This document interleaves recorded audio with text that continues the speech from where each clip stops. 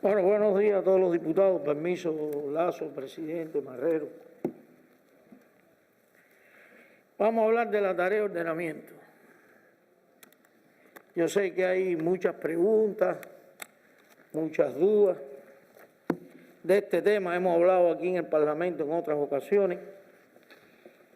Pero después de la mesa redonda, de las dos mesas redondas, el momento es diferente. No quiero empezar la intervención sin dejar de decir que el punto de partida de Cuba para hacer esto tiene características muy particulares.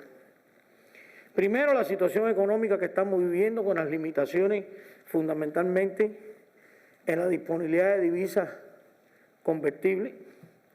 Hoy estamos en un momento desde el punto de vista de disponibilidad de divisas complejo. Ese es un tema.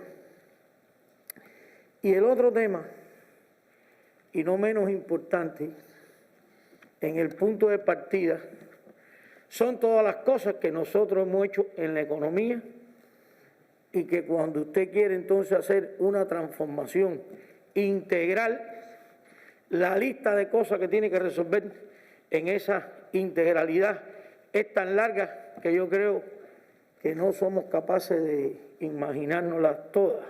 Y voy a poner un grupo de ejemplos. Lo otro que yo creo que es importante que entendamos es que todas esas decisiones que tomó la revolución en su momento tuvieron un fundamento y son correctas. Incluso de distribución de la riqueza de manera igualitaria, independientemente del trabajo aportado por las personas. Todo eso en su momento tuvo total validez, una sociedad muy equitativa, y gracias a esas medidas y otras cosas, hoy la revolución existe y estamos todos aquí.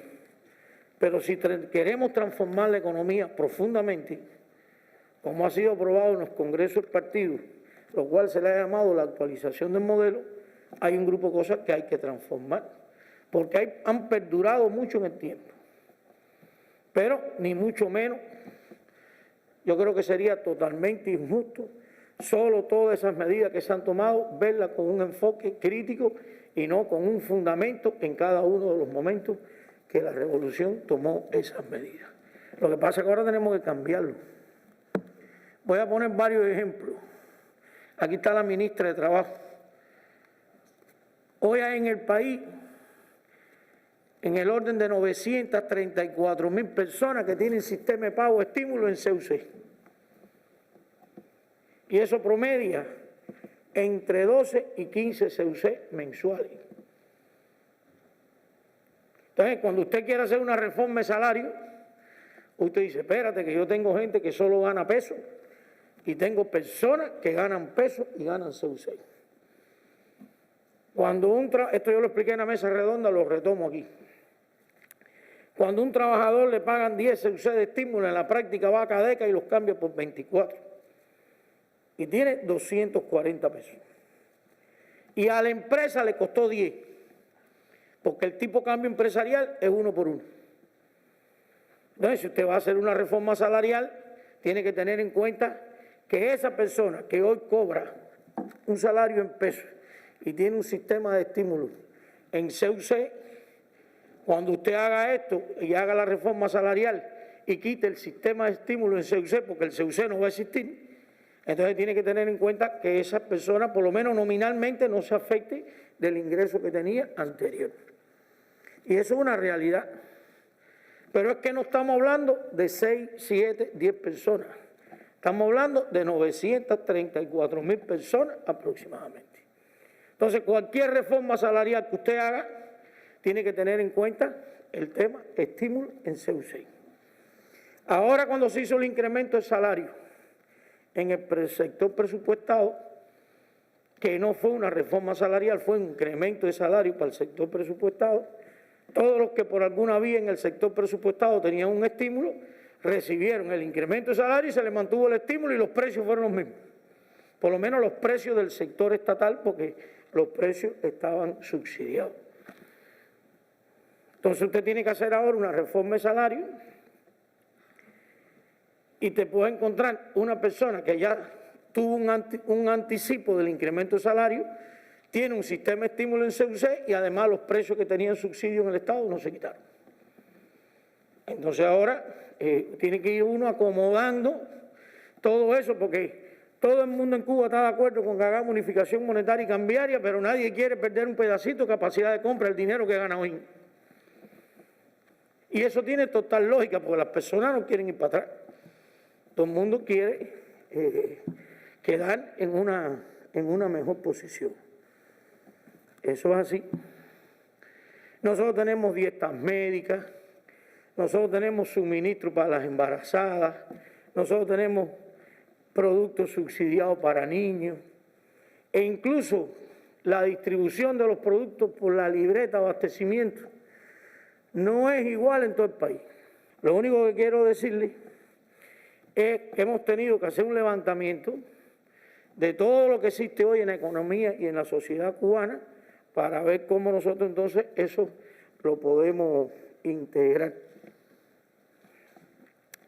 Eso trae como resultado que las personas tienen múltiples preguntas.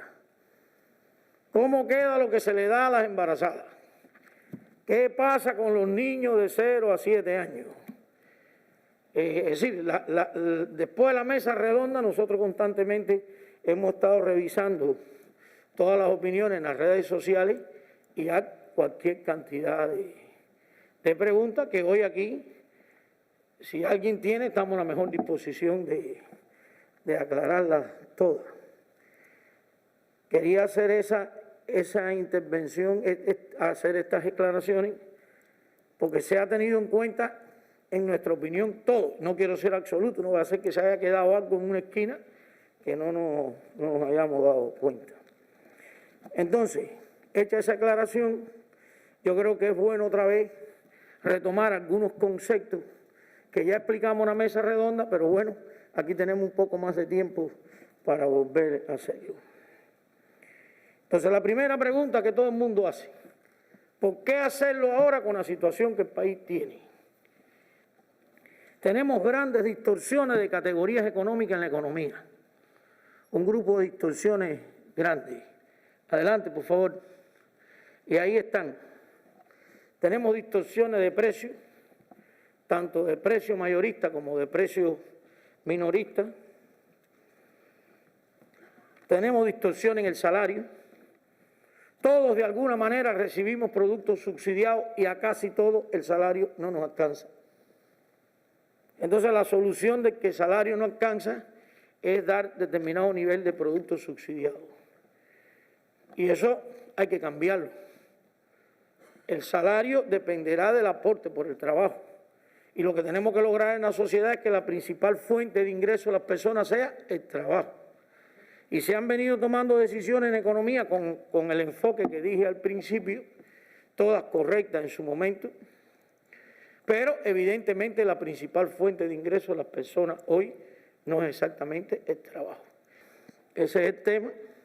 Los precios, como dije, tienen grandes distorsiones.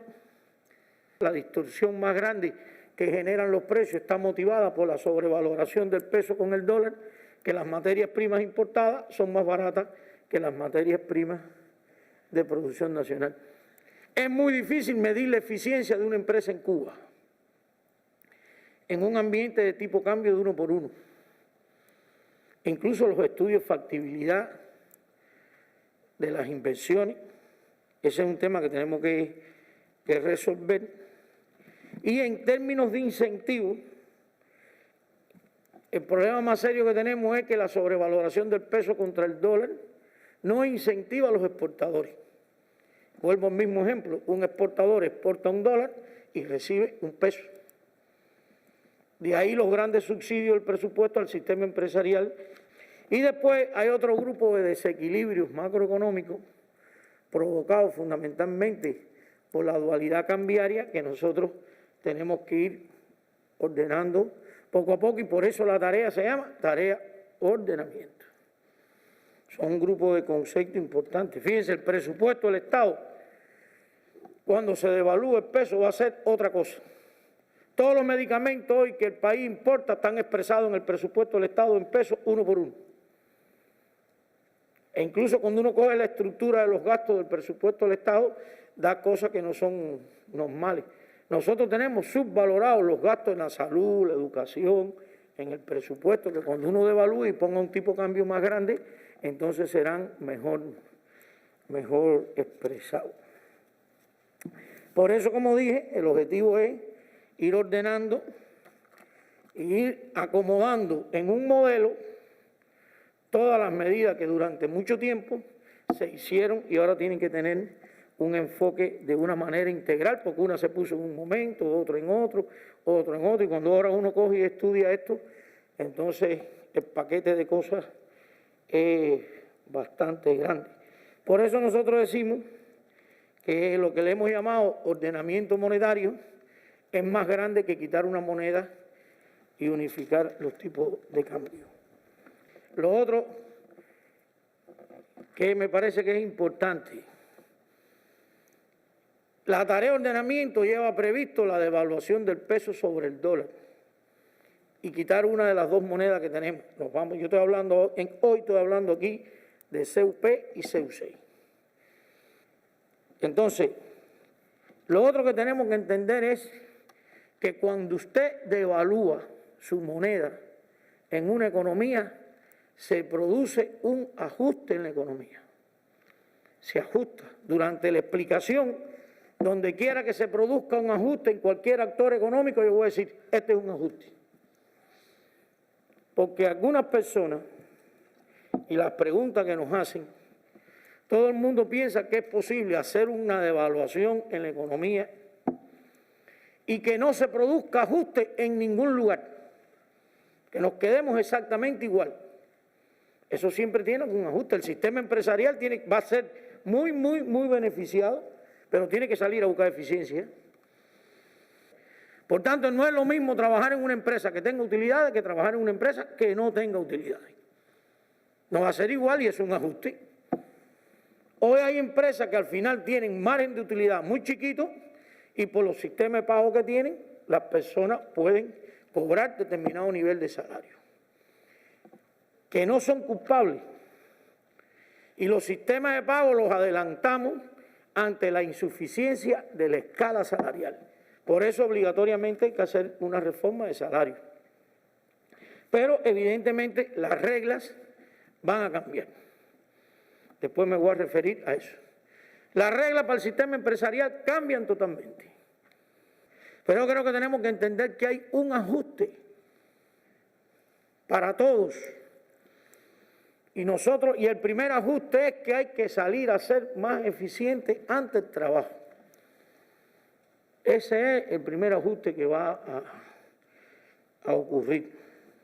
Entonces, el entorno monetario cubano, para no demorarnos en esto, que lo hemos hablado más de una vez, tiene dos monedas, un CUP y un CUC.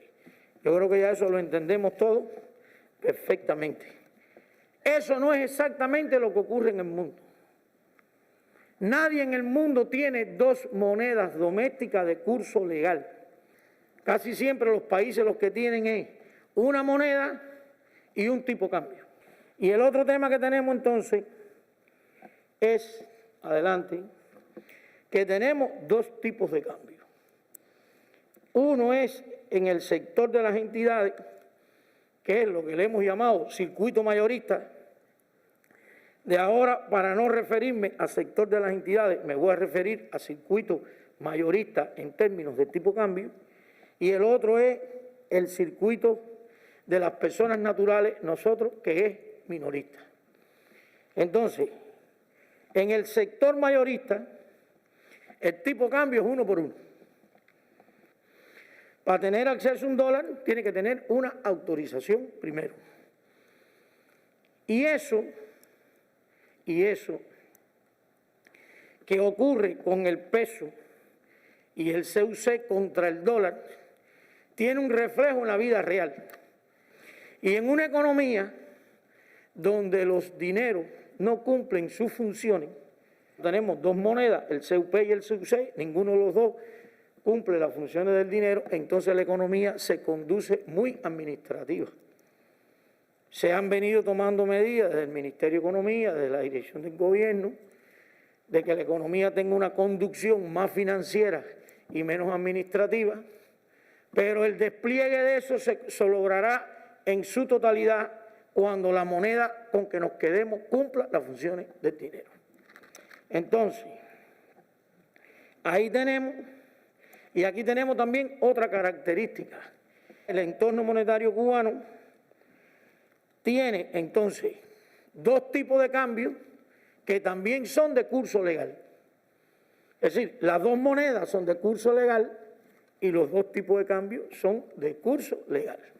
Entonces, hay un esquemita aquí que yo uso mucho, creo que aquí en la asamblea lo he puesto más de una vez, pero que me sirve, ilustra bien. Entonces ahí está la tasa de cambio del circuito mayorista, que es 1 por 1, y aquí tenemos la tasa de cambio del circuito minorista, que como ya dije, ya es el de las personas, que es 1 por 24 o 1 por 25, según usted compra o venda, es el de Cadeca. Estoy poniendo un ejemplo de que todos los ejemplos aquí es como si el tipo de cambio fueran a ser 20 y no va a ser 20. Ratifico que nadie hace público ni el nivel de devaluación ni el día en que se va a hacer la devaluación. Por tanto, ni el tipo de cambio ni el día cero no se hace público hasta el momento que se decida. Ahora, si estamos mirando para la economía cubana, mire qué cosa más interesante. Lo único que nos ha ocurrido es que en el circuito de las personas, el llamado circuito minorista, ya el peso se devaluó 1 por 24 o 1 por 25. Si usted quiere comprar un CUC, tiene que disponer de 25 pesos. O si quiere ir a una tienda a comprar en CUC, lo que vale un CUC es igual a 25 pesos. Entonces, para las personas en Cuba, ya el peso está devaluado. Ya el peso se devaluó. Donde no se ha devaluado el peso es en el sector de las entidades, que es el que está en el 1 por 1. Que tampoco es normal que ocurra en otros lugares. Entonces, todos los que estamos aquí sentados, si somos trabajadores del sector estatal, tanto empresarial como presupuestado, trabajamos en un ambiente de un circuito monetario donde el tipo de cambio implícito es 1 por 1. Y por tanto, el salario responde a esos niveles de facturación de precios. Sin embargo, cuando me pagan el salario en pesos, tengo que enfrentar precios de un circuito 1 por 25 ya devaluado. Y por eso es que el salario ha perdido capacidad de compra. Entre esas y otras razones. Entonces, a nosotros no nos queda más remedio que unificar esos dos circuitos. Y para unificar esos dos circuitos, lo que vamos a hacer es subir el circuito 1 por 1. Es decir, en vez de tener un tipo de cambio del peso contra el dólar 1 por 1, vamos a tener un tipo de cambio que en este ejemplo pudiera ser 20. Eso es lo que significa devaluar. Eso se dice así, tranquilamente, pero esas devaluaciones tienen muchos efectos en la economía, en las empresas, en los productores, en las personas naturales. Y en el mundo entero esas devaluaciones son traumáticas. Hay empresas que no soportan una devaluación de ese tipo, porque aunque el tipo de cambio suba, ahí en esa economía hay precios de mercado. Y si usted a todos los costos de la materia prima, por la devaluación, se lo quiere poner y el precio de la empresa es más grande que el precio del mercado, entonces esa empresa no vende nada, porque nadie se lo va a comprar. Entonces, lo más normal es que ante una devaluación haya empresas que no soporten la devaluación y quiebren. Y donde quiebran, hay desempleo. Y lo otro que pudiera ocurrir es que como resultado de la devaluación, los precios empresariales suban, pasen por encima de los precios minoristas no se incrementa el salario y entonces la capacidad de compra del salario pierde. Esas son más o menos las tendencias que ocurren en el mundo ante una devaluación. Porque hay muchos criterios. En el caso nuestro, nada de eso de lo que yo he dicho ahora es válido. Para nosotros la solución no es ni desempleo, para nosotros la solución no es que los asalariados queden peor y otro tipo de efectos negativos que tienen las devaluaciones en el mundo. Pero sí tiene que haber un ajuste. Después yo voy a explicar en qué consiste en una empresa el ajuste y en qué consiste en una persona un ajuste. Nosotros hemos estado escuchando en estos días y recibiendo muchos criterios que todo el mundo quiere que le indersen en positivo el efecto de la devaluación. Si no hay ajuste y estímulo al trabajo, usted hace eso el primer día, pero 6 meses después estamos igualitos que hoy. Estamos exactamente igual que hoy. Este es un proceso complejo, con implicaciones sociales, políticas, hay que entenderlo. No habrá terapias de choque, como se ha dicho, pero algún ajuste se tiene que producir. Yo, como dije, eso lo voy a explicar. El otro fenómeno que tenemos con nosotros es que el tipo cambia 1 por 1 y el tipo cambia 1 por 25, la diferencia es grande. El riesgo es que toda esa devaluación se convierta en incremento de los precios. Entonces nosotros tenemos que enfrentar una devaluación porque la otra tasa de cambio que tenemos está muy lejos. En cualquier variante, la devaluación siempre va a ser grande. Y entre más grandes sean las devaluaciones, más grandes son los riesgos inflacionarios. Por tanto, el clic de lo que nosotros vamos a hacer en Cuba es controlar la inflación. Y yo creo que ahí la actividad que haga cada diputado donde vive en su territorio con el sistema empresarial es determinante, incluyendo las formas no estatales. Bueno, ¿qué es ordenamiento en Cuba? Adelante. Yo creo que esto ya todos lo conocemos bien. Hay que quedarse con una sola moneda, va a ser el CUP. Hay que resolver los dos tipos de cambio, el 1 por 1 y el 1 por 24 o 25, si quien compre o venda, y vamos a suponer que va a ser 20. Ya todo el mundo va a un tipo de cambio de 20, y vuelvo a decir, el 20 es para ilustrar. Entonces, si usted sube el tipo de cambio, y ya dijimos que una devaluación significa incrementos de precios, entonces el tema de los subsidios y gratuidades también se transforma. Porque usted no puede subir el tipo de cambio y dejar los mismos precios minoristas actuales. En un ambiente de 1 por 1 vendemos una libra de arroz por la libreta en 25 centavos. La pregunta es, en un ambiente de 1 por 20, ¿cuánto tendría que valer esa libra de arroz para que no tenga subsidio? Hoy con 25 centavos tiene subsidio. Entonces, si le quitamos el subsidio al arroz y el nuevo precio para que no tenga subsidio debería ser 5 pesos, ¿cómo usted con el salario actual soporta el incremento del precio del arroz? Entonces, no es posible. Y por eso viene el otro tema que viene abajo, que es transformación de los ingresos de la población, que voy a decir bien, salario, pensiones y prestaciones de la asistencia social. Todo va a subir. Va a subir el salario, van a subir las jubilaciones y van a subir las prestaciones de la asistencia social. Porque si nada más subimos el salario, los jubilados, ¿cómo se quedan? Y si nada más subimos el salario, los asistenciados, ¿cómo se quedan? Todo sube. Entonces, el diseño que se ha hecho de la llamada tarea de ordenamiento es resolver un primer día, quedarse con una moneda, tener un solo tipo de cambio, quitar subsidios y gratuidades y transformar salarios, jubilaciones y asistencia social. Las 4 cosas. Y ustedes se podrán imaginar que solo hacer una reforma de salario un día es complicado.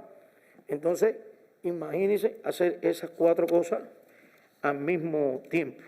De las opiniones que hemos recibido, nos dicen, bueno, hay opiniones, todas son válidas. Imagínate tú, van a subir el salario y no hay oferta, ¿con qué lo van a respaldar? Pero si no subimos el salario, ¿cómo usted paga los productos que hoy tienen subsidio? Yo creo que también tenemos que hacernos un grupo de preguntas en positivo. Si queremos quitar un grupo de subsidios que tiene la economía y la sociedad cubana, que no son pocos, no queda más remedio que subirle el salario a los asalariados. Y bueno, ya dije pensiones y asistenciados. Entonces, es una necesidad. Es una necesidad. Y es verdad que en estos momentos el problema más serio que tenemos es de oferta. Se está haciendo un esfuerzo grande para mantener determinadas ofertas, de manera que el salario que se ponga tenga una contraprestación de bienes y servicios. Y cuando hay déficit de producto y usted no sube los precios, eso se le llama inflación reprimida. Nosotros tenemos déficit de oferta y los precios en el sector estatal no los subimos. Lo que pasa es que también la vida de la economía demuestra que mantener inflación reprimida por largo tiempo es prácticamente imposible.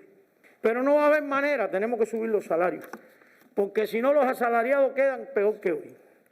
Entonces, en la próxima diapositiva, la flecha del 1 por 1, por ahí para arriba, lo que quiere decir es que ese tipo de cambio va a subir. Adelante. Bueno, queda claro que devaluar es corregir el valor de la tasa de cambio contra las monedas libremente convertibles. En el sector de las entidades, ¿cuánto vale un dólar hoy en Cuba? 1 peso. Si ponemos un tipo de cambio 20, en el sector de las entidades, ¿cuánto va a valer un dólar? 20 pesos. Eso es lo que significa corregir el valor de la tasa de cambio y después inducir un cambio de precio relativo. Ahora, ¿por qué los países devalúan? Sí, por favor. ¿Por qué los países devalúan? En primer lugar, casi siempre responde a situaciones de desequilibrio interno y externo. Nosotros eso hoy lo tenemos. Tenemos una balanza de pago con un déficit importante y tenemos un presupuesto del Estado que por diferentes razones en los últimos años ha tenido déficits fiscales altos. La tarea se llama ordenamiento porque usted no resuelve solo devaluando. Casi siempre las devaluaciones van acompañadas de procesos de ajustes fiscales y monetarios. Y aquí también hay procesos de ajuste fiscal que después voy a explicar. Y lo que sí está claro es que una devaluación favorece las exportaciones y tributa a la sustitución de importaciones. Y por decirlo de alguna manera también estimula la inversión extranjera. Yo creo que hay algo bien importante, sí, yo creo que hay algo bien importante, que es el tema, que de eso no hablamos mucho en la mesa redonda, y aquí sí voy a tratar de explicar algo. Yo creo que esta gráfica en algún momento aquí la puse, y son 2 conceptos bien claros. 1, devaluación nominal, y 2, devaluación real. Entonces nosotros queremos lograr en la economía cubana una devaluación real. ¿Qué significa entonces hacer devaluación nominal y qué significa hacer devaluación real? Si usted está en un tipo de cambio de 1 por 1 y va para un tipo de cambio de 1 por 20, es muy sencillo. El tipo de cambio subió 20 veces. Y si los precios crecen 20 veces, usted lo único que hizo fue, después de la evaluación, poner la economía en flujos de 1 por 1 a 1 por 20. Pero nos quedamos igual. Si el tipo de cambio va de 1 por 1 a 1 por 20 y los precios van de 1 por 1 a 1 por 20, es decir, ambos crecen al mismo ritmo, usted lo único que ha hecho es devaluación nominal. Flujo de la economía más bajito, lo pone más alto. Pero 3 días después, en términos estructurales y proporcionales, está igual. Entonces no tiene mucho sentido hacer una devaluación para tener como resultado una devaluación nominal. Lo que tiene sentido es hacer una devaluación para tener como resultado una devaluación real. Eso significa, como está en esta gráfica, que si el tipo de cambio va a 20, los precios en la economía no suban 20 veces. Si usted va a un tipo de cambio de 20 y los precios en la economía suben 10, la diferencia entre 10 y 20, dicho en buen cubano, ese espacio que queda es la llamada devaluación real, porque los precios no crecieron al mismo nivel de la devaluación que usted hizo. Si los precios de la economía suben hasta 20, se quedó igual. Y si los precios de la economía suben más de 20, cuidado, que mucho que devaluar la moneda, usted lo que hizo fue apreciar la moneda. Y eso es más malo que el 1 por 1. Eso es más malo que el 1 por 1. El objetivo que se está siguiendo con la tarea de ordenamiento es tratar de lograr una devaluación real. Entonces, para hacer una devaluación real, ahí tenemos un ejemplo. Las personas nos han dicho, cada vez que ponen un ejemplo se entiende mejor. Bueno, pues allá vamos con un ejemplo. Ahí hay una empresa exportadora y al lado tenemos una empresa que no exporta. Esa cuenta T, que es muy sencilla, tiene del lado los ingresos y tiene del lado los gastos. Si la empresa exportadora exporta $1 y el tipo de cambio es 20, en el supuesto por cada $1 que exporte va a recibir 20 pesos. Pero si esa empresa exportadora importa del lado de los gastos, cada vez que importe algo, si importa $1, le cuesta 20 pesos. Por eso a veces los compañeros presentan con mucha frecuencia incrementos de precios, pero solo de un lado. Hay quien dice, yo soy exportador y a mí el tipo de cambio de 1 por 1 me hace daño.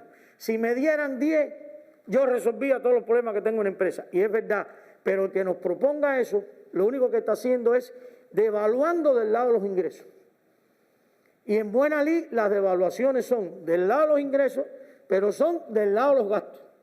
No es posible que nosotros a usted le permitamos por las exportaciones darle 10 y que las importaciones las haga por 1. Porque entonces todo el que logre importar 1 por 1 y vender por 10 o por 20 tiene ingresos excepcionales. Y eso se llama en economía arbitraje, que son ingresos por diferencia de tipo de cambio. Cuando se devalúa en los dos sentidos. Usted exporta y le doy 20 pesos, y usted importa y le cuesta 20 pesos. Estoy haciendo como referencia $1. Ahora, ¿dónde ganamos? Vamos para la empresa al lado. Esta empresa de al lado, no exporta y es productora nacional. Esta empresa, cuando vamos a un ambiente de 1 por 20, todas las importaciones le cuestan 20. Y esta empresa, si forma su precio por 10, entonces el ritmo de crecimiento de los precios es más grande que el ritmo de crecimiento, es más chiquito que el ritmo de crecimiento del tipo de cambio. Cualquiera me pudiera decir, pero si importa por 20 y forma precio por 10, esta empresa pudiera tener pérdida. Bueno, es que no todo en los costos se multiplica por el tipo de cambio. Lo que se multiplica por el tipo de cambio son las materias primas importadas. Las materias primas nacionales formarían precio por 10. Eso es lo que queremos hacer. Nosotros tenemos que apoyar la política de gobierno de sustitución de importaciones con políticas monetarias y de precios. Por eso digo que casi todo el mundo hace junto con la devaluación políticas de este tipo. Pero vamos a suponer que la empresa que produce en Cuba forma los precios por 10 y la empresa de al lado que importa por 20, si exporta, la exportadora recibe 20 y si recibe materias primas nacionales de la empresa de al lado, entonces le costaría 10 y no le costaría 20. Y ahí es donde empieza en cadena un proceso de sustitución de importaciones.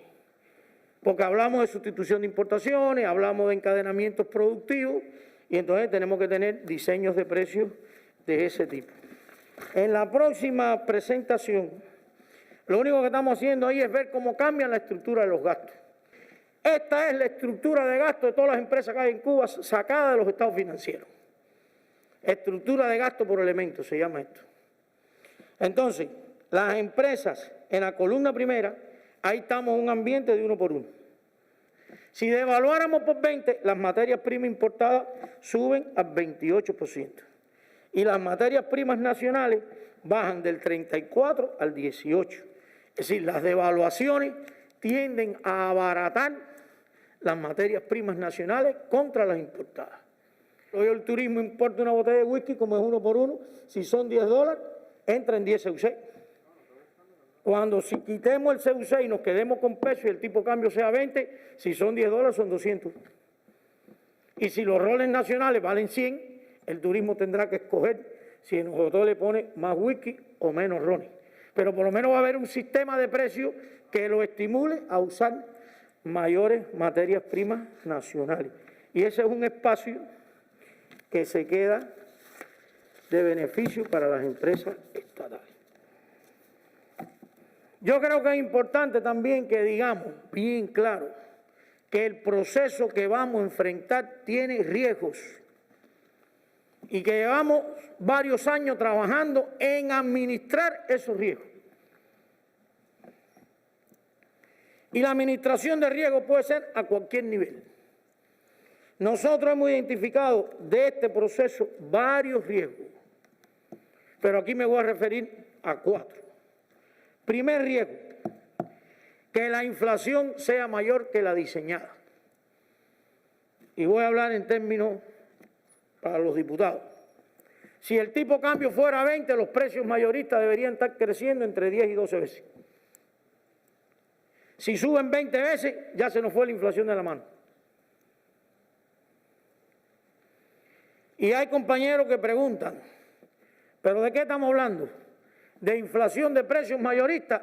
¿De qué estamos hablando? ¿De crecimiento de precios mayoristas o de crecimiento de precios minoristas? Miren, el crecimiento de precios mayoristas se llama inflación mayorista y siempre llega a los minoristas. Se podrá demorar 3, 4, 7 meses, pero siempre llega. Por tanto, si usted quiere controlar un proceso inflacionario, empiece controlando los precios mayoristas. Porque cuando llegan los minoristas le quedan 2 caminos. O sube los minoristas o los vuelve a subsidiar por el presupuesto del Estado. Y caeríamos entonces en los mismos subsidios que tenemos hoy. Entonces, es importante como diseño, y está hecho, también lo voy a explicar, cómo se puede empezar a controlar la inflación mayorista. Segundo riesgo, insolvencia de algunas empresas estatales por el efecto del incremento de los costos de las materias primas importadas y los salarios. Nosotros, como vamos a hacer una devaluación y como vamos a hacer una reforma de salario, en los costos empresariales va a haber 2 efectos. Todo lo importado, usted lo multiplica por 20, todo lo importado, usted lo multiplica por 20, y además tiene que subir a los costos el crecimiento de la reforma de salario, que como ya dijimos, una mesa redonda van a crecer 4,9 veces. No es poco el crecimiento del salario. Entonces, esas 2 cosas van a los costos empresariales. Y lo que no podemos es seguir sobre los costos empresariales poner un margen de utilidad, porque así todas las empresas son rentables. Todo lo contrario, entre más grandes son los costos, si usted lo que pone un margen, más grande es la utilidad. Es un método de formar precios que se ha venido abandonando hace varios años ya con el Ministerio de Finanzas, pero que durante mucho tiempo lo pusimos. Y muchas personas piensan que vamos a seguir así. Imagínese usted, sobre los costos, un 20% de margen de utilidad. Si los costos son 100, la utilidad es 20. Si los costos son 200, la utilidad es 40. Entonces, eso es lo que estimula a que incluso las entidades traten de inflar los costos para sobre ese margen tener más utilidad. Eso hay que abandonarlo. Y empezaron los ajustes. El primer ajuste es que se transforma totalmente el mecanismo de formar precios empresariales y se abandona el método de gasto, de formar costos más un margen de utilidad.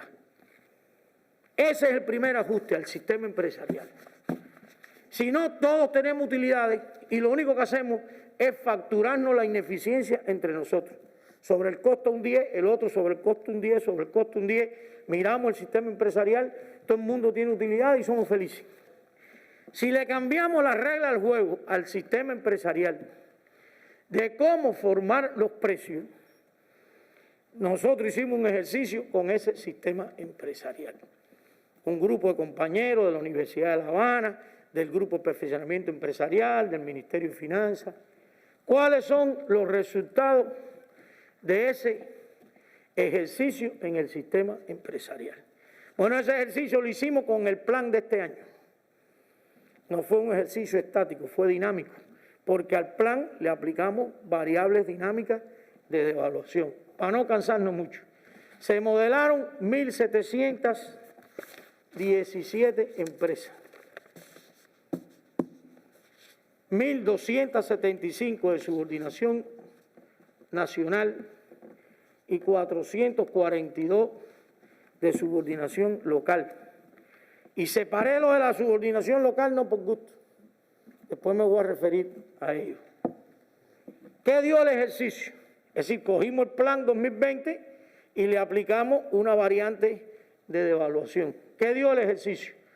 Todos los exportadores y todo lo que sustituyen importaciones quedan bien en el ejercicio. Todo, porque cuando exporten usted le da 20 pesos. El otro elemento importante, las empresas de subordinación nacional en su conjunto tienen utilidades por más de 100.000 millones de pesos.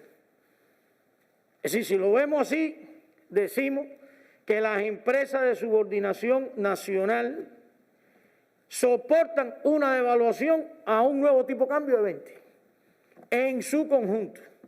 Pero cuando usted abre al interior, hay unas que tienen pérdida.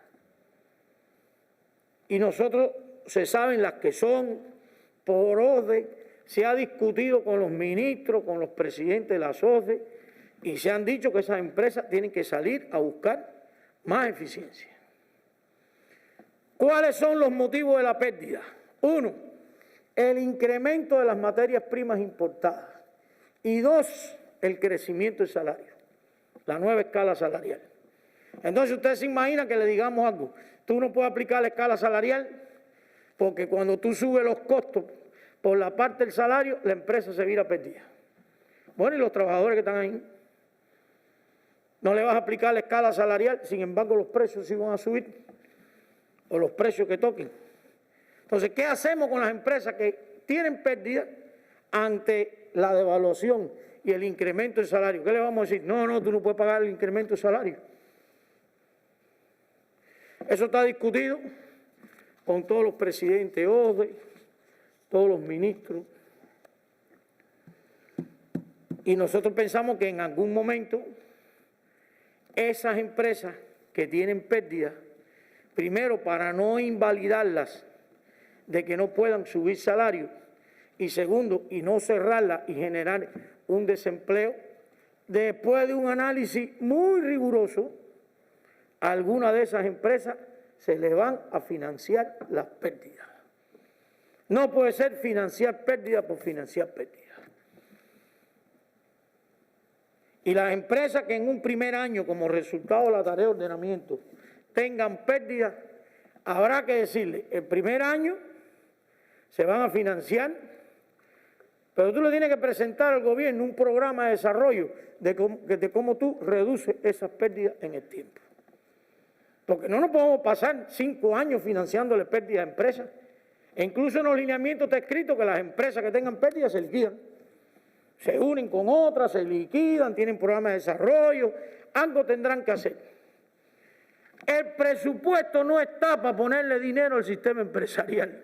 Todo lo contrario, el presupuesto está para recibir ingresos del sistema empresarial.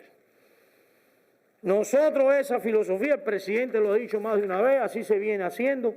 No podemos seguir haciendo transferencias del presupuesto para el sistema empresarial. Pérdida en el comercio y la gastronomía da financiamiento para incremento de capital de trabajo. Eso no puede ser. Eso no puede ser. La actividad gastronómica no puede dar pérdida, el comercio no puede dar pérdida. Porque fíjense, si le ponemos dinero a eso, le estamos quitando dinero a los programas de desarrollo social y al programa de desarrollo del país. Entonces hay un grupo de empresas que tienen pérdida que se les financiarán evitando desempleo, cierre de empresas, pero con compromisos muy precisos de en el tiempo un programa de reducción de esas pérdidas. Es verdad que en el mundo se ayuda al sistema empresarial, todo eso es verdad, pero nadie financia pérdidas, fondos perdidos y sin saber cuándo se termina eso. Eso no se hace, eso es un ajuste importante en el sistema empresarial. Estoy hablando de la subordinación nacional. Ahora pusieron ahí la subordinación local. Bueno, las empresas de comercio, gastronomía y servicios técnicos y personales, el ejercicio nos dio una pérdida en Cuba entera. Y esas no se van a financiar. En el comercio, si los precios suben, los precios minoristas suben. Y en la gastronomía tendrán que hacer gastronomía eficiente. Esa es una tarea importante que tienen los intendentes y los gobernadores, que ya también se ha discutido, hay cronogramas de trabajo. No se van a financiar las pérdidas del comercio y la gastronomía. Vaya, usted puede financiar las pérdidas de una empresa productora que por un problema tecnológico, la devaluación la pone en una situación incómoda. Pero si usted trae esta hoja importada y la vende una empresa de comercio en $1 y viene para acá y forma precios por 20 y de uno lo vendió en 20, ¿qué efecto negativo tiene la devaluación si usted trasladó a su precio la devaluación? Entonces no tiene sentido financiarle pérdida. Y el otro tema que no quiero que se me olvide es que muchas de las empresas que tienen pérdida no es necesariamente por la devaluación, es por el incremento de la escala salarial. ¿Y saben por qué el incremento de la escala salarial? Por la cantidad de trabajadores indirectos que tienen. Los directos no tienen problema. Usted le va a pagar más y se supone que van a ser más productivos. Pero, compañeros, hay empresas que tienen un 34% de trabajadores indirectos. Cuando usted aplica ahí una reforma salarial, esos costos se disparan. Y no podemos dejar que todo eso forme precio, porque volvemos entonces al punto de partida.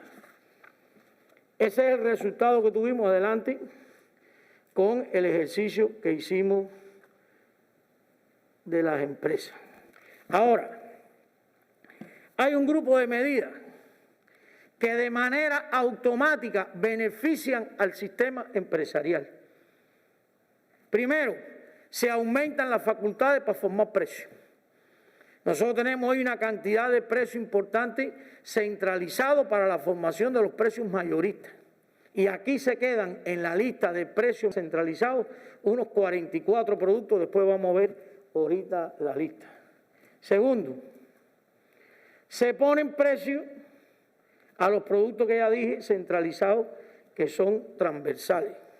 Tercero, se va a hacer un incremento de la escala salarial. Y yo creo que es importante también decir, la escala salarial no se penaliza. Independientemente de los resultados productivos, las personas van a cobrar el nuevo salario escala. Ahora, la parte móvil del ingreso, dos formas fundamentales. Uno, sistema de pago a destajo y dos, distribución de utilidades. Vuelvo a insistir, si usted está en una empresa que reparte utilidades, va a tener más ingresos que en una empresa que no reparte utilidades. Entonces, incremento de la escala salarial y el punto 4 es la flexibilización de la distribución de utilidades. Hubo un momento que la empresa podía retener el 30% de la utilidad por impuestos. En este momento retiene el 50% de la utilidad después de impuestos. Hubo un momento que se dijo, hace 3 o 4 años, puede repartir utilidades a los trabajadores, pero la correlación ingreso no se puede deteriorar. Entonces tenía que coger el salario medio, sumarle la distribución de utilidades, le daba el ingreso medio y si eso no deterioraba, podía pagar. Después, bajo esa misma filosofía, lo llevamos a 3 salarios mensuales. Y después, sobre esa misma filosofía, lo llevamos a 5 salarios mensuales sin estar asociado al cumplimiento de indicadores directivos. Y en las 15 medidas que se aprobaron para las empresas, que están incluso en el informe de Alejandro, el cumplimiento de la estrategia, se acabaron las restricciones para la distribución de utilidades. Usted generó utilidades y usted reparte. Ahora hay 11 destinos. Para capacitación, para esto, hasta para comprar vivienda se puso un destino nuevo, para estabilizar la fuerza de trabajo. Pero no hay límite para la distribución de las utilidades, ni está asociado a cumplimiento de indicadores y directivos, cumpliendo con una premisa. ¿Sabe cuál es la premisa? El criterio de poner todos los actores económicos en igualdad de condiciones. Una cooperativa genera utilidades y no tiene límite ni está condicionada a nada para repartirla. Generó la utilidad y la reparte entre los socios. Entonces, ¿por qué una empresa que genera utilidades le vamos a poner límite a la distribución de utilidades? Entonces, mejor irse para la cooperativa. Entonces, las empresas no van a tener límite en la distribución de utilidades. Adelante. Hay algo importante, y es que cuando se haga la tarea de ordenamiento en el sistema empresarial, va a ocurrir algo que se llama descalce asociado a la devaluación. Eso se llama descalce de moneda. ¿Qué quiere decir descalce de moneda? Usted va a tener cuentas por cobrar en el exterior, del exterior, y va a tener cuentas por pagar al exterior. Esas se multiplican por el nuevo tipo de cambio. Si usted tiene 1 millón de cuentas por cobrar en el exterior, lo multiplica por 20 y tendrá que poner como ingreso 20 millones. Pero si tiene 10 millones por cuenta de pagar al exterior, también lo tiene que multiplicar por 20. Y entonces la diferencia es muy grande. Lo más normal es que todo el que tenga cuentas por pagar al exterior y tenga cuentas por cobrar del exterior sufra lo que se llama descalce monetario por efecto de la devaluación. Entonces, ese descalce por cuentas por pagar al exterior vencidas, para no afectar al sistema empresarial, lo va a cubrir el presupuesto del Estado. Porque nosotros hemos dicho que cuando hay una devaluación va a haber sustitución de importaciones. Pero si las empresas se descalzan, el descalce es sinónimo de insuficiencia financiera. Lo que vamos a tener es el sistema empresarial parado. Es un beneficio que le vamos a dar al sistema empresarial. Entonces, en el mundo, presupuesto del Estado cubriendo el descalce de las empresas por la devaluación, eso no existe. Y nosotros lo que estamos tratando es de darle espacio al sistema empresarial, pero tiene que reaccionar y funcionar. Y lo otro también es un mecanismo de compensación. El primer mes, las empresas van a tener insuficiencia financiera. Porque fíjense que en el primer mes tiene que pagar los nuevos salarios, sin embargo, los precios fueron que no tenían incluido ese salario. Entonces, todas las empresas van a tener que ir al banco a pedir un crédito que le hemos llamado crédito puente. Y ese crédito puente va a respaldar capital de trabajo, inversiones y salarios. Ya nosotros terminamos la capacitación con el sistema empresarial, pero estamos hablando aquí en asamblea. Lo más normal que podamos hacer ahora cuando lleguemos a cada cual a su territorio es preguntarle a la gente, ven acá, ya tú tienes definido la magnitud del crédito que tú tienes que pedir de salario, capital de trabajo, inversiones. Porque nadie piense que ningún banco en el mundo automáticamente le pone a usted una cuenta, un dinero, y usted se acostó con 100 pesos en una cuenta y se levantó con 200 millones. Los empresarios tienen que ir a pedir los créditos. Eso no es en automático. Todo eso es parte de la capacitación que le hemos dado al sistema empresarial. Y eso llega hasta a nivel de unidad empresarial de base. Esos créditos nadie los pone en automático. Y si no, va a haber paralizaciones en el sistema empresarial. Otro ejemplo que quiero poner y no quiero que se me olvide. Miren, esto hay que hacerlo un fin de mes con inicio de otro mes. Esto no se puede hacer el día 20 de un mes ni un día 15. Usted cierra los estados financieros en un ambiente de 1 por 1 y abre los estados financieros en un ambiente de 1 por 20, si ese fuera el tipo de cambio. Entonces, las personas en Cuba cobramos, oigan esto, 10 días mes vencido. 10 días mes vencido. Es decir, en noviembre, el día 10 de noviembre, las personas cobran el salario de octubre, porque es mes vencido. Porque es mes vencido. Si fuera en esa fecha, ya el día primero amanecemos con los nuevos precios. Ya el día primero de ese mes amanecemos con los nuevos precios. Sin embargo, usted no cobra hasta 10 días después. Y la pregunta es, ¿y cómo viven las personas con un salario viejo y nuevos precios durante 10 días? Entonces ahí hay un diseño de un anticipo. En los últimos 3 días del mes anterior, la empresa tiene que pagar un anticipo. Y cuando llegue el día 10, paga la diferencia. Pusimos un anticipo parejo para todo el mundo para que sea más fácil, porque las nóminas son iguales por un monto y demás. Ahora, no sé si nos damos cuenta. Si la devaluación es el 1 de noviembre y hacemos eso con el salario, tengo que decir aquí bien clarito que la devaluación empresa del 1 de noviembre hacia allá y el salario es desde octubre. Es decir, el incremento de la reforma de salario es desde el mes de octubre y la devaluación empezaría a partir del 1 de noviembre. ¿Quién hace eso en el mundo?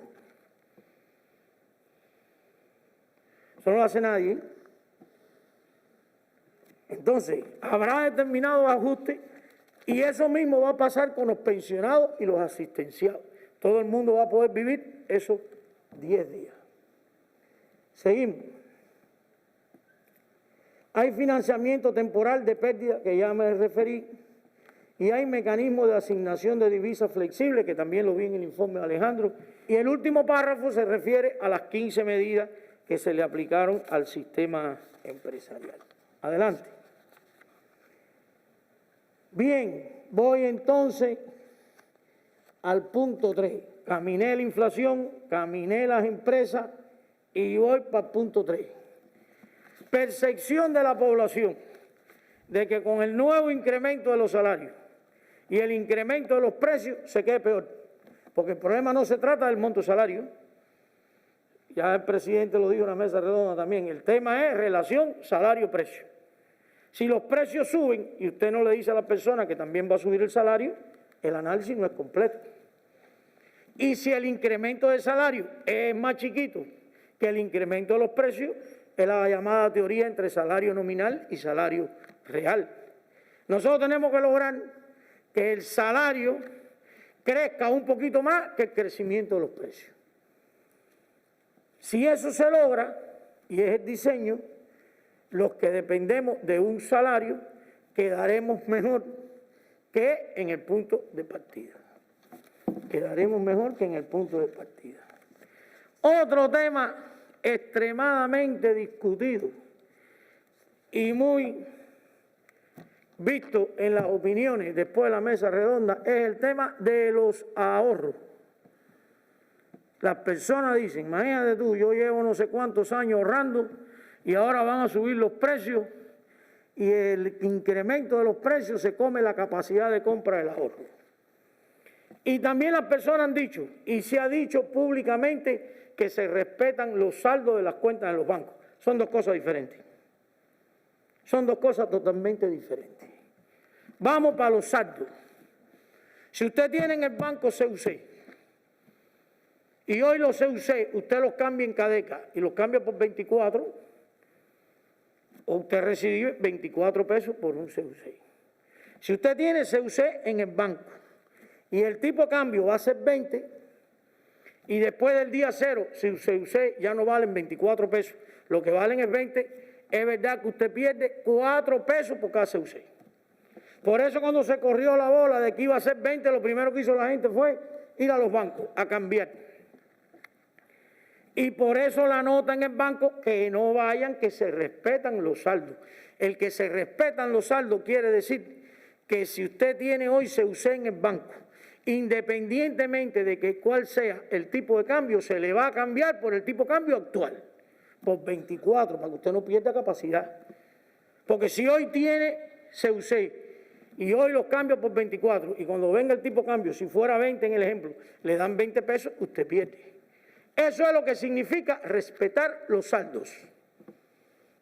Ahora, otra cosa son los ahorros. El tema de los ahorros ha tenido un nivel de comentario importante en las redes.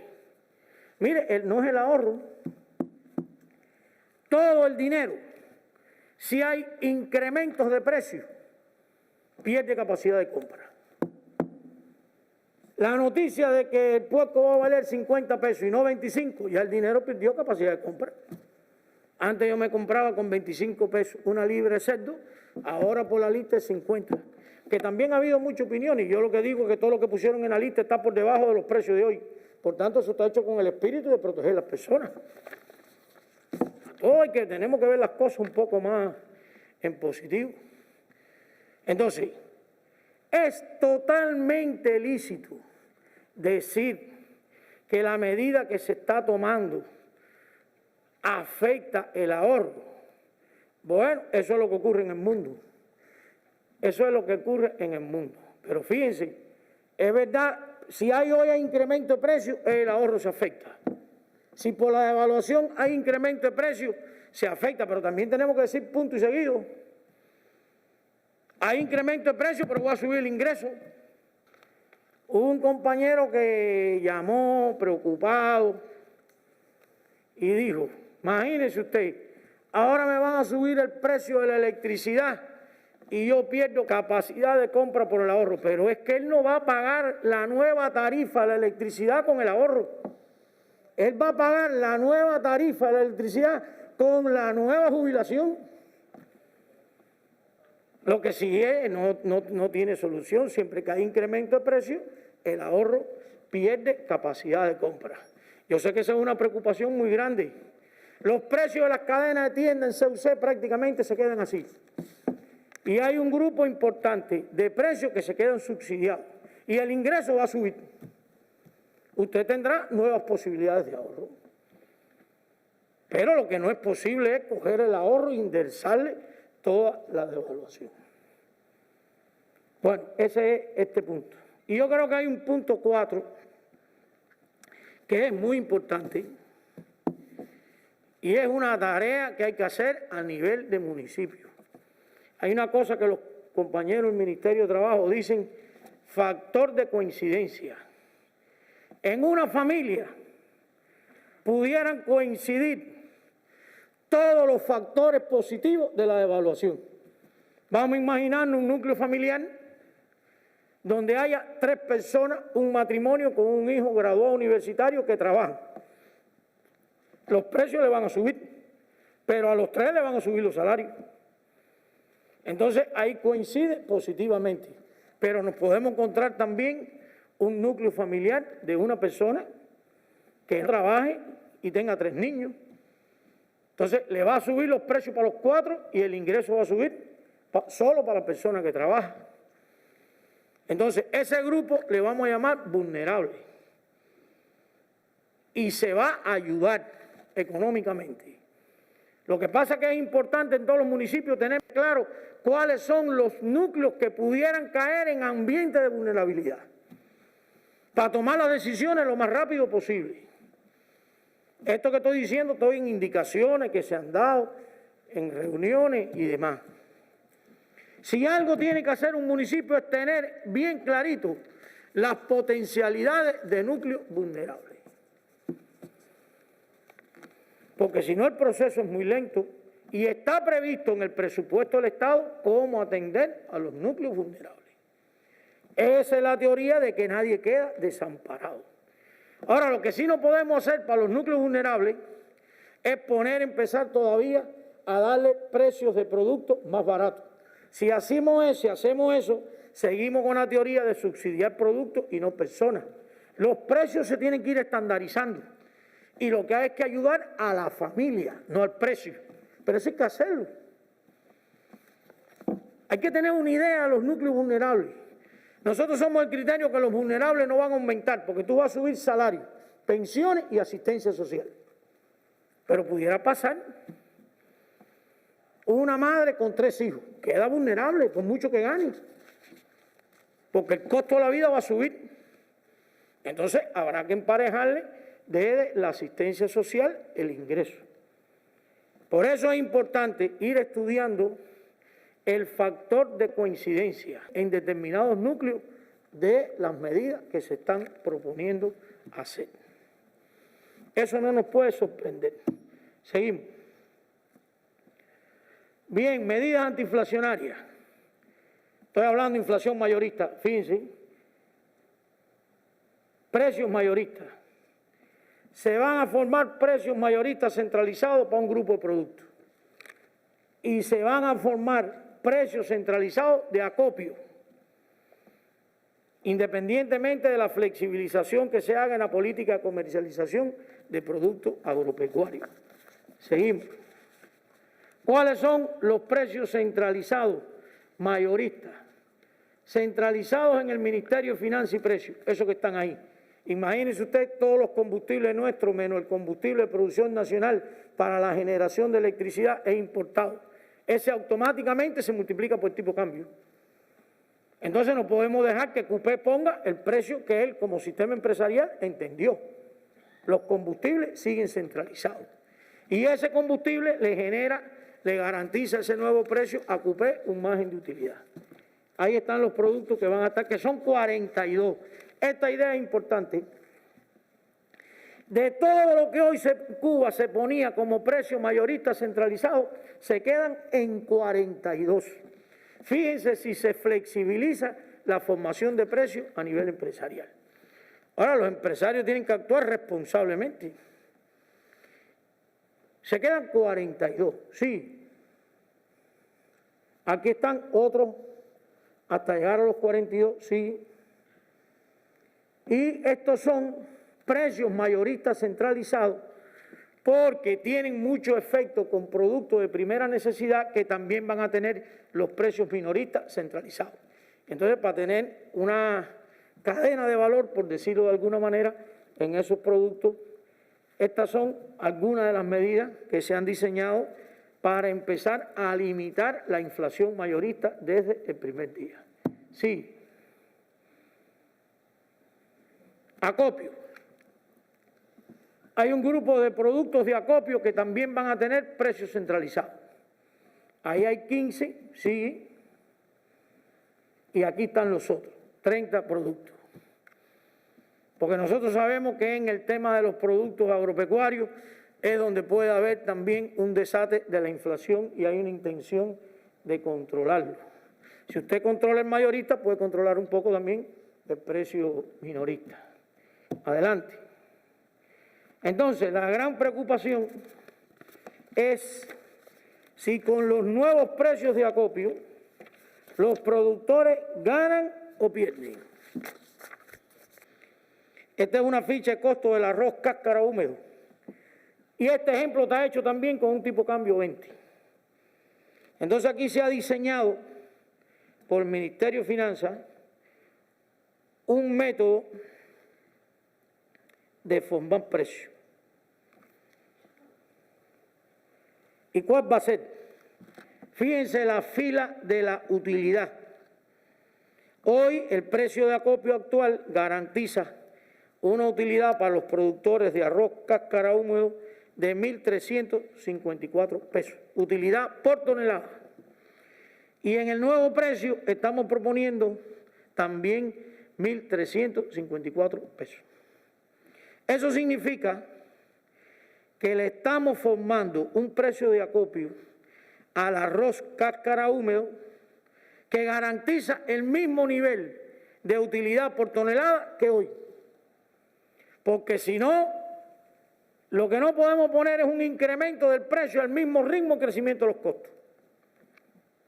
Y entonces las partidas de arriba, que son insumos, combustible, fuerza de trabajo, ustedes ven que suben, insumo y combustible 6,37 veces.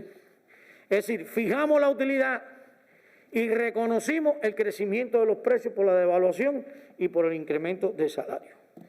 Yo creo que esta es una discusión que hay que tener con los productores. Hemos tenido reunión en el Ministerio de la Agricultura con la participación del Sindicato Agropecuario, la ANAC, y hay que defender ese principio.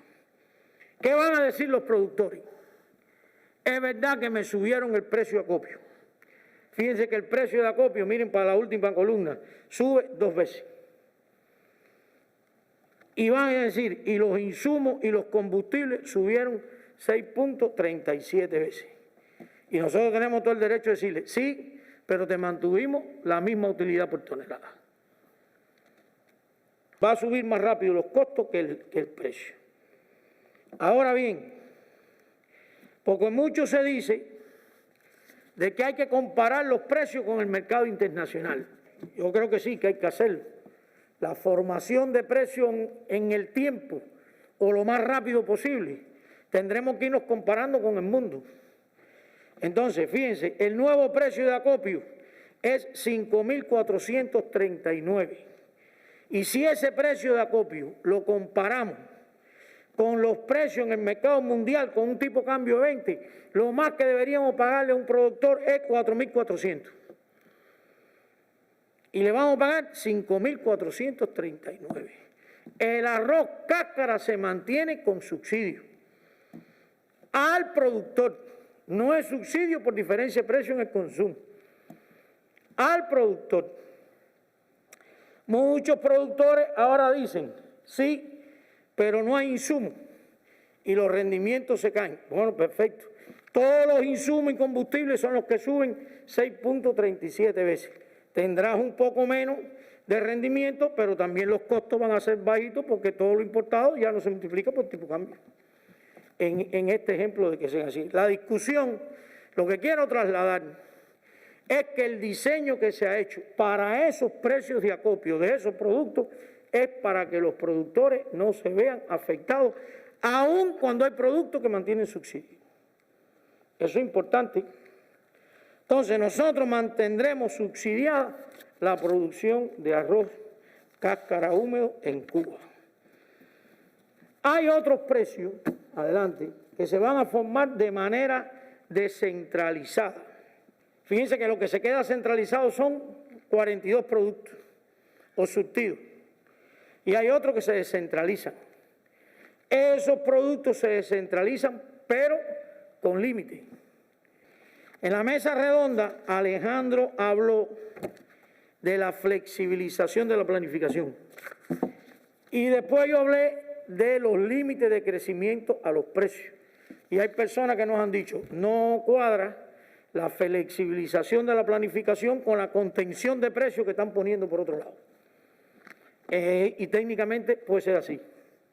Pero también hay que decir que el riesgo más grande que tiene esto en las condiciones nuestras es el incremento de la inflación. Y cualquier medida para controlar la inflación es válida. Cuando pase un año, le iremos quitando límite a la formación de precios y será más flexible todavía el proceso de planificación. Lo que no puede ser es que se dispare la inflación.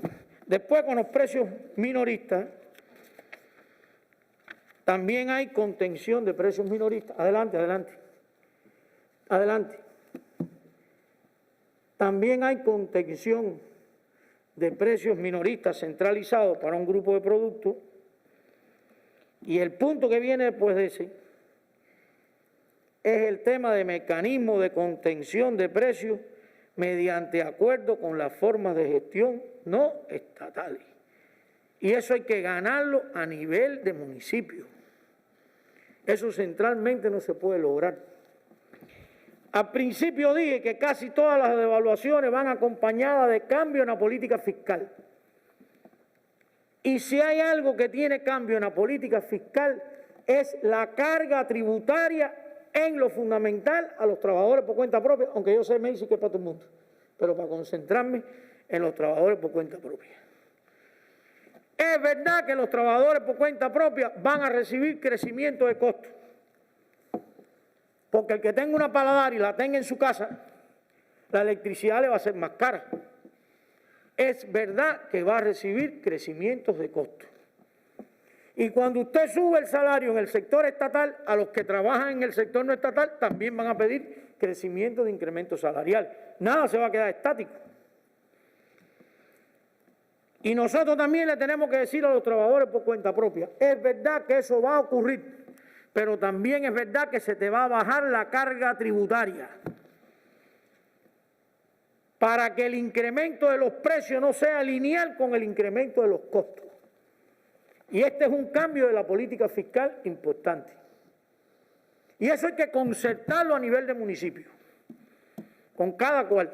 Fíjense cuáles son los cambios. 1, el mínimo exento se sube.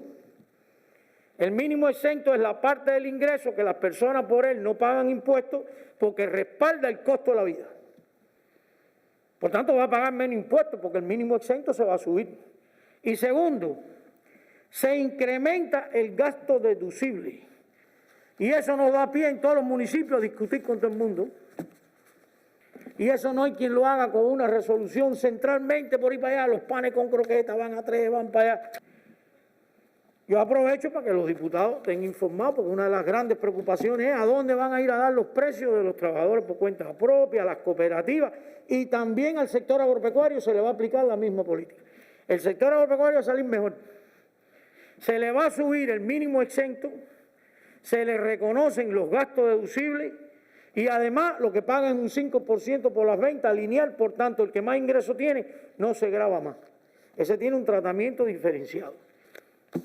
De manera que nosotros apoyemos. Nos hemos hablado de que todos tenemos que actuar con responsabilidad social. Este es el momento que las formas no estatales actúen con responsabilidad social, a partir de la reducción de su carga tributaria. Pero eso hay que concertarlo. Eso no se puede dejar a la espontaneidad. Habrá que hacerlo de esa manera. Sigo entonces y me voy a referir al salario. Vamos a la página 32. Salario mínimo. Tiene como punto de partida la canasta de bienes y servicios. Entonces ya sabemos que el salario posibilita adquirir más de una canasta. ¿Por qué el salario tiene que permitir más de una canasta? Porque el salario respalda el gasto del obrero y la familia. Por tanto, el salario mínimo tiene que ser un poquitico más grande que la canasta. La pensión mínima no, porque ya cuando usted está pensionado, los hijos suyos están en el laboral. La pensión mínima, yo digo, en el punto de partida. Sí va a haber pensiones que son más grandes que la canasta y que el salario mínimo. Y aquí viene un tema que me voy a detener, que es la diferencia entre salario bruto y salario neto. La diferencia entre salario bruto y salario neto es la contribución a la seguridad social. Usted va a tener un salario, 2.500 pesos, de esos 2.500 pesos tiene que pagar un 5% de contribución a la seguridad social, eso es la jubilación al futuro. Y aquí estamos introduciendo algo importante, todo el mundo tiene que empezar a prefinanciar su jubilación, que hoy no lo paga todo el mundo. Máxime con los problemas demográficos de envejecimiento que tiene el país. Hoy ya el 20,8% Morales es superior a 60 años. Entonces, desde tempranas edades, las personas tienen que empezar a financiar su jubilación. Y para eso van a pagar un 5% de contribución a la seguridad social. Entonces, en el salario bruto está la jubilación. Cuando usted quite la contribución a la seguridad social, se queda en el neto. Y ese neto en el salario mínimo es el que garantiza la canasta más un pedacito. pero se le da prioridad a la contribución a la seguridad social. En el caso del impuesto sobre el salario, que son dos cosas diferentes, fíjese, cuando yo contribuyo a la seguridad social, eso es parte de la carga tributaria, pero no es impositiva, porque al final yo me beneficio con mi jubilación. Lo que hago es prefinanciarla. Cuando usted paga impuestos, el beneficio está más lejos. Y el impuesto tiene una función redistributiva. El salario tiene una función distributiva con arreglo de trabajo. Y cuando ese salario usted lo grava con un impuesto, entonces la función es redistributiva. ¿Qué va a ocurrir con el impuesto? El impuesto para todo el mundo en Cuba va a tener un mínimo exento que está asociado al costo de la vida en Cuba. Por ejemplo, si usted ganara 3.000 pesos y los 3.000 pesos, que no es el número, es un ejemplo, y los 3.000 pesos fuera el nivel de ingreso que se queda sin gravar, y usted está en un grupo salarial que gana 3.000 pesos, y el grupo salarial que viene gana 3.500, entonces usted paga impuestos por los últimos 500. Porque fíjese, la seguridad social sí es desde el primer peso y el impuesto a partir del mínimo exento. Porque ya las personas están diciendo, y ahora van a cobrar impuestos sobre el salario, pero como un mínimo exceso importante. Entonces, 3.000 pesos no pagan impuestos. 3.500 pesos sí pagan un 3% de impuestos. Por tanto, es un 3% de 500. Y el que gane 4.000 pesos paga un 3% de 1.000. Y el que gane 4.500 hasta la última escala, que sí ya casi es un poco más progresiva. Y vuelvo para aquella pancarta donde dije que las devaluaciones iban asociadas en lo fundamental a cambio de políticas fiscales. Fíjense que se cambia la política para las formas estatales, no estatales, y se cambia la política. Hoy el impuesto que se paga es de 2.500 pesos para arriba, desde el primer peso hasta ahora. Bien, subsidios. Se mantiene un grupo de subsidios en la economía, por su importancia. Hay productos que tienen subsidio total, por tanto los precios actuales se quedan. Por ejemplo, productos de entregas específicas a niños de 0 a 6 años. La leche se queda igualita que hoy. Y todo el incremento de precios lo asume el presupuesto del Estado. Enfermedades crónicas de la infancia se queda como hoy. Y así hay otros, que no los voy a decir todos por un problema de tiempo. Hay otros productos que tienen subsidio parcial, que sí van a subir los precios, pero el subsidio no es total, que es el caso de la electricidad. Los medicamentos también tienen algunos subsidios y otros no. Y por ahí está José Ángel, el ministro. Los medicamentos asociados a enfermedades crónicas se quedan con subsidio. Un diabético que toma metformina va a seguir pagando la metformina a los mismos precios actuales. Se enfermó de una infección en la garganta, que es un antibiótico por poco periodo de tiempo, y ese antibiótico sí ya no tiene subsidio y va a costar más caro. Los vulnerables, ya hemos hablado bastante de ellos. Hay varias decisiones tomadas.